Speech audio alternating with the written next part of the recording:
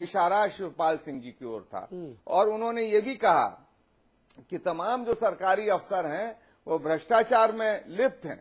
इसी तरह की कुछ बात श्री आजम खान साहब ने कुछ समय पहले मेरठ में कही कि ये जो सरकारी अफसर हैं केवल डंडे से काम लिया जाए तब काम करते हैं वरना काम नहीं करते हैं। कहना मैं ये चाहता हूं कि उत्तर प्रदेश के अंदर जो सरकार चल रही है वो एक दिशाहीन सरकार चल रही है और उसमें कौन मुख्यमंत्री है स्पष्ट ही नहीं हो रहा है। आधे दर्जन से तो ज्यादा मुख्यमंत्री हैं, कहीं चचा मुख्यमंत्री हैं, कहीं दूसरे अंकल मुख्यमंत्री हैं, कहीं ताऊ जी मुख्यमंत्री हैं, आंटी लोग मुख्यमंत्री हैं। तो इस वजह से उत्तर प्रदेश के अंदर ना सरकारी अफसरों को कुछ मालूम है क्या करना है और पूरी की पूरी उत्तर प्रदेश की जो दिशा है वो भ्रमित हो गई है विकास की ओर से हटके। आपको मिनिस्ट्री का और राजनीति का शायद बिल्कुल भी अनुभव नहीं है और ना इसका ज्ञान है। मुख्यमंत्री प्रदेश में केवल एक होता है, 8-10 नहीं होते हैं। देखिए, जहां तक राजनीति में हिस्सा लेने का सवाल है मुलायम सिंह से पूछ लीजिएगा। मुलायम सिंह आपको बेहतर बता देंगे जो आपके नेता हैं कि हमको कितना अनुभव है कितना नहीं है। नहीं, मैं बता रहा हूं आपको शायद ये पता नहीं है कि एक स्टेट में एक ही मुख्यमंत्री होता है। आप 8-10 गिना रहे हैं तो हम तो यही कहेंगे कि आपको पता ही नहीं है। मुख्यमंत्री केवल एक होता है। अरे उसी मुख्यमंत्री को तो हम सब ढूंढ रहे हैं विजय बहादुर पाठक साहब, विजय बहादुर पाठक साहब उसी मुख्यमंत्री को हम लोग ढूंढ रहे हैं। वो मुख्यमंत्री जी जिसकी छाप चुनावों के पहले दिखी थी, डीपी यादव वाले मामले में मोहन सिंह को किनारे लगाया था, आजम खान साहब को किनारे लगाया था, शिवपाल साहब को बोला था चुप रहो। आज वही मुख्यमंत्री, उन्हीं की छवि भी तो पलीता लग रहा है जब ये दागी लोग आते हैं। सवाल मेरा यही तो है कि उस भले आदमी बेचारे नौजवान मुख्यमंत्री की छवि को तो पलीता ना लगाइए। पाठक जी, दरअसल दिक्कत क्या है कि जो पार्टी उत्तर प्रदेश में समाजवादी पार्टी पूरी सरकार चला रही है। माननीय कुशवाहा, अभी मुख्यमंत्री का मैं बयान देख रहा था, मुख्यमंत्री ने खुद कहा कि हमने वो रिपोर्ट नहीं पढ़ी। और कुशवाहा साहब आपके चैनल पर कह रहे हैं उन्होंने रिपोर्ट पढ़ ली होगी, बताने से गुरेज कर तो कुल मिलाकर के जो परिस्थितियां हैं, पार्टी में बैठे लोग सरकार चलाने की स्थिति में आ रहे हैं और लगातार जो दायदार है ये मतलब कुल मिलाकर के स्थिति ये हो गई है कि चोरी और सीनाजोरी। गोंडा में पंडित सिंह ने घटना की, सीएमओ हटा दिया जाता है। एसएसपी नवनीत राणा का प्रकरण सबने देखा, एसएसपी हटा दिया गया। जिन लोगों पर आरोप लगे उन पर कोई जांच नहीं की, कोई कार्रवाई नहीं की। और यह बात तो अखिलेश यादव जी ने डीपी यादव पर जो फैसला लिया उससे खुद ही स्वयं किया ना, उन्होंने अपने आप को लोगों के सामने पुटअप किया। अमिताभ अग्निहोत्री जी, आखिरकार ये सरकार जो है ये चाहती क्या है? इतनी कंफ्यूज क्यों नजर आ रही, मुझे समझ नहीं आ रहा। देखिए, पहले तो मैं कहूं समाजवादी पार्टी के जो मेरे दोस्त लोग हैं वो जब भी कभी असहज स्थिति में फंसते हैं तो गायत्री मंत्र की तरह एक मंत्र का जाप करने लगते हैं कि मानना ही नहीं कि माननीय मुख्यमंत्री के विवेकाधिकार और विशेषाधिकार का सवाल है। मैं एक बात बहुत अदब से कहूं, मुख्यमंत्री मायावती जी हो, कल्याण सिंह जी हो, राजनाथ सिंह हो या अखिलेश यादव हो, व्यक्ति में नहीं जाता। ये सरकार बनाने का जनादेश 5 साल के लिए किसी शॉपिंग मॉल के बाहर पार्किंग का ठेका मिलने जैसा नहीं है। ये भ्रम दूर कर दीजिए कि 5 साल किसी माननीय की चलेगी। ये जीवंत समाज है, जीती हुई कौम है। और आपके ही नेता ने कहा था, लोहिया ने, कि जिंदा कौमें 5 साल इंतजार नहीं करती। राम आश्रय जी, सरकार में बैठने का मतलब है कि चाहे जो करेंगे क्या नहीं, और आप तो कर भी नहीं सकते। पूछिए क्यों? पता नहीं किसने सलाह दे दी, कौन पंडित कौन नजूमी सलाह दे रहा है आपको। आपको तो अभी 15 महीने बाद इम्तिहान में बैठना है। 15 महीने बचे हैं कुल, जोड़ घटा लीजिए। और मुलायम सिंह जी की बात मानूं तो बचते हैं 8 महीने। 8 महीने बाद इम्तिहान है आपका। क्या करेंगे, कहां जाएंगे? यही गुड्डू पंडित सिंह, नाना प्रकार के प्रजाति के कौतुककारी लोग आपने जुटाए हैं। पारस यादव, मनोज पारस, दुर्गापाल, मैं कितनी नाम गिनाऊं आपको। मैंने आज सुबह कहा था राजेंद्र चौधरी को छोड़ दूं तो इस विस्तार से मुझे निराशा हुई। राजेंद्र चौधरी के लिए जरूर एक बात कहूंगा कि उस आदमी की सादगी और उस आदमी की ईमानदारी, इन 2 विशेषताओं पर उनके विरोधी भी उनको खरा मानते हैं, खरा। अच्छी बात है, ऐसे आदमी को मिलना चाहिए पद, लेकिन ऐसे ऐसे लोग और कैसे कैसे लोग आप ये मानकर बैठे हैं कि जनता के पास नहीं जाएंगे। माननीय का विवेकाधिकार कितने साल चलेगा रामाश्रय जी? अरे अभी 15 महीने बाद विवेकाधिकार पता लग जाएगा, विशेषाधिकार पता लग जाएगा, वोट होगा तो यही भ्रम पूर्ववर्ती को था, तो उनको जनता ने बता दिया ना, और आपको 225 दिए। मैं तो हैरान हूं, आप छांट के लाते हो। फिर कई बार मैं उतना कड़ा नहीं बोलना चाहता, लेकिन मुझे लगता है कि कई बार ऐसा भी इंप्रेशन जाता है मेरे जहन में, और जब मेरे जैसे आदमी के जहन में जाता है तो जनता क्या सोचती होगी कि शायद आप लिस्ट से ये देख देख के चुनते हो मंत्री कि कौन भाई ज्यादा दबंग है, उसको ढूंढ के लाओ। बोले तुम्हारे ऊपर छेड़छाड़ का आरोप है, बोले नहीं मंत्री लायक नहीं हो, तुमको पार्षदी लड़ाएंगे। बोले तुम्हारे ऊपर बलात्कार का है, बोले चलो मंत्री बनाते हैं। कुशवाहा जी इसीलिए कई बार ऐसा लगता है, कई बार ऐसा मुझे लगता है, और अगर मुझे लगता है तो रामाश्रय जी यकीन मानिए जनता को भी लगता होगा। और कुशवाहा जी, अगर आपको कैबिनेट मंत्री वाकई बनना है तो मेरी एक सलाह, आप बड़े भाई हैं, मुझे छोटा भाई कहते हैं, इसलिए सलाह दे रहा हूं, अपना जरा रिकॉर्ड सुधार लीजिए। 1-2-302 के मुकदमे, 1-2-307 के, 376, 377 भी अगर आपकी मर्जी है तो, 506, 509 ये सब शामिल कीजिए। देखिए अतुल जी पहले भी मैं 3 बार मंत्री की शपथ ले चुका हूं। हाँ। और ये भी जो है कैबिनेट मंत्री का दर्जा है, और मैं अध्यक्ष हूं। हाँ। विज्ञान प्रौद्योगिकी विभाग में अध्यक्ष हूं मैं। कैबिनेट मंत्री का दर्जा नहीं, है। इसीलिए तो आपको मलाईदार पद नहीं दिया गया ना, यही तो मैं आपसे कह रहा हूं, थोड़ा रिकॉर्ड सुधारिए, बड़ा मजा आ जाएगा फिर तो। अच्छा, ये अतुल रामाश्रय जी, अतुल ये कहना चाह रहे हैं कि अगर आपके पास आपके बायोडाटा में ये सब चीजें होती तो आप पीडब्ल्यूडी मंत्री हो जाते। हाँ, ये कह रहे हैं, बिल्कुल मैं कह रहा हूं, उस और इशारा है। या फिर रामाश्रय यादव होते आप तो ये संभव था। चलिए, नहीं ऐसा कुछ नहीं है। हाँ। सब यादवों को नहीं मिल रहा है। नहीं, शिवपाल सिंह के नहीं, शिवपाल सिंह यादव के बेटे को जरूर मिल रहा है। आज तक उन्होंने पोस्टर तक नहीं चिपकाया।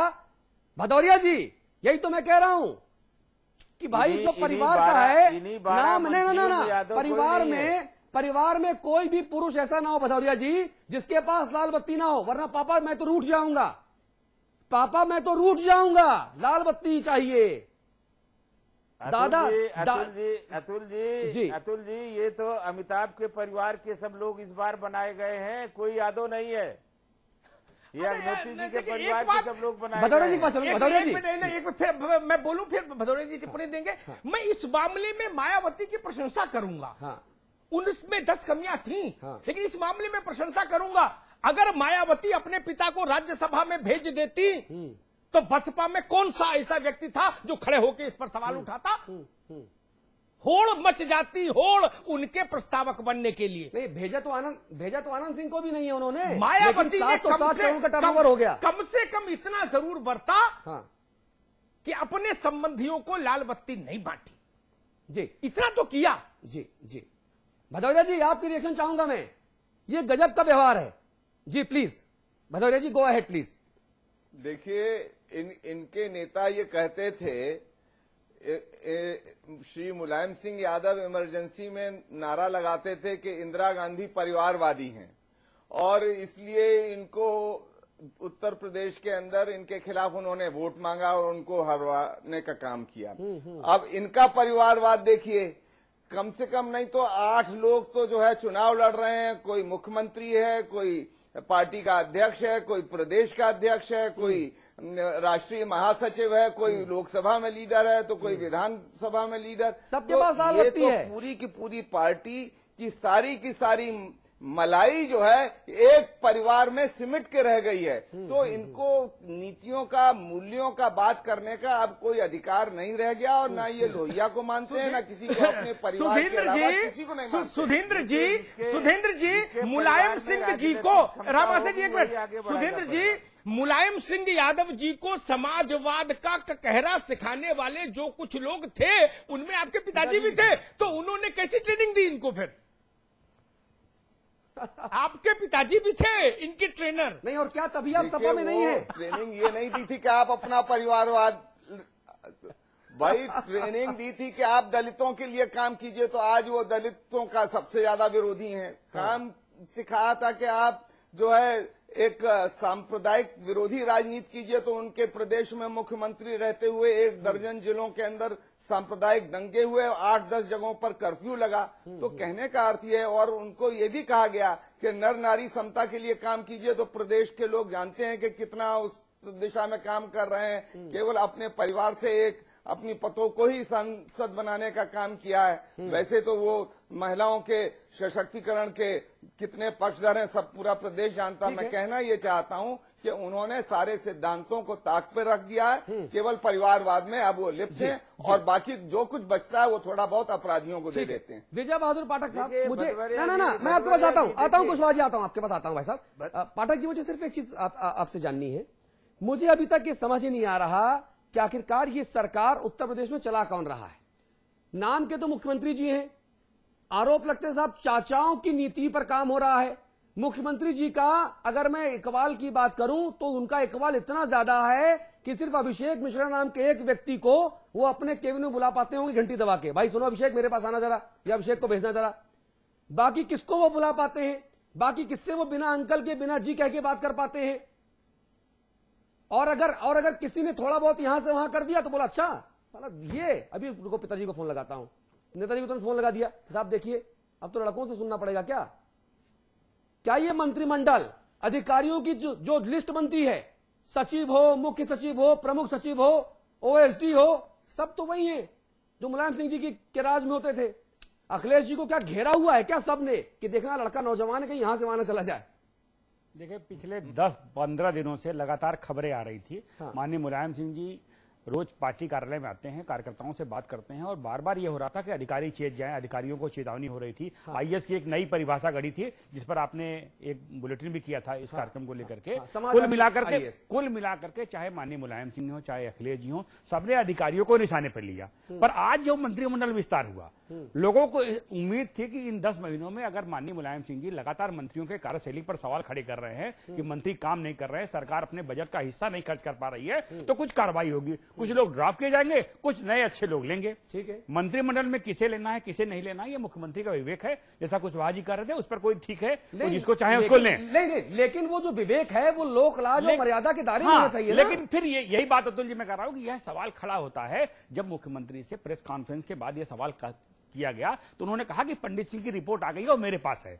बेहतर होता कि वो रिपोर्ट पढ़ लेते और ये कहते कि साहब उसमें वो दागदार नहीं है, इसलिए हम उनको मंत्रिमंडल में लेंगे, क्योंकि रिपोर्ट बनाने वाला के बारे में कहते हैं कि उनका दोष उतना नहीं जितना बताया जा रहा है। तो भैया कितना ये बता दो आप। नहीं, जो रिपोर्ट बनाने वाला है वो तो मुख्यमंत्री के मातहत है, जैसी मुख्यमंत्री चाहेंगे वैसी रिपोर्ट दे देगा। हाँ। उसमें भी कोई दिक्कत नहीं। हाँ। पर इस मर्यादा का पालन कर लेते हैं, जैसा माननीय अमिताभ जी ने अभी कहा। हाँ। कि भाई, और आपने भी कहा कि जिस तरह डीपी यादव पर उन्होंने कार्रवाई की तो लोगों को एक उम्मीद बढ़ी। हाँ। इन 10 महीनों में इतनी निराशा बढ़ेगी, ये एक बड़ी घटना है प्रदेश के लिए। और जिस तरह से उन्होंने इंडक्शन किया उसके बाद उन्होंने कहा कि रिपोर्ट हमारे पास है। अगर वो रिपोर्ट पढ़ के तब कार्रवाई करते, लेकिन जिन अधिकारियों पर चढ़ाई कर रहे हैं वो अधिकारी तो हटा दिए जाते हैं और मंत्री पुरस्कार पा रहे हैं। ठीक बात है। तो अधिकारी इस नौकरशाही से वो क्या चाहते हैं? कुशवाहा जी, मैं केवल 2 बातें कहूंगा। नरेश अग्रवाल साहब से आज मेरी बात हो रही थी दोपहर के 2 बजे।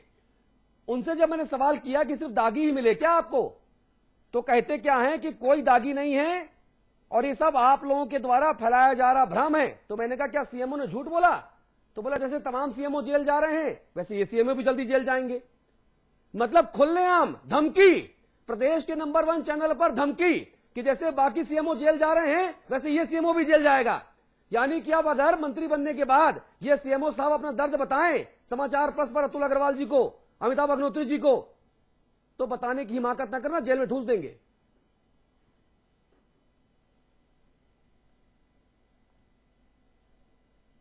कुशवाहा जी, देखिए, अब ये बयान कैसा आया है नरेश अग्रवाल जी का आपके पास? नहीं, मैं पूरी जिम्मेदारी से बोल रहा हूं, मैंने उनसे फोन में बात की थी। नहीं, ये बिल्कुल आप जिम्मेदारी से ही बोलते हैं, मैं ये नहीं कह रहा हूं आपकी जिम्मेदारी में कोई। वो बयान पहले सुन लीजिए, आप वो बयान सुन लीजिए भाई साहब, वो बयान सुन लीजिए जी। संदीप गुप्ता प्ले कीजिए उस बयान को। तो मानिए जिसको जनता दागी कहे, अच्छा, खाली मीडिया समाचार पत्रों से कोई दागी राजनीति में नहीं होता। तो फिर तो इस देश में दागी कोई नेता हुआ ही नहीं।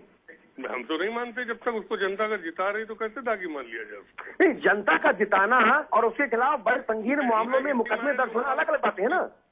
मैं इसी मारे लोकपाल का विरोधी हूँ कि देश की जनता प्रधानमंत्री ईमानदार नहीं चुन सकती, देश की जनता ईमानदार मंत्री नहीं चुन सकती, तो लोकपाल कैसे ईमानदार होगा?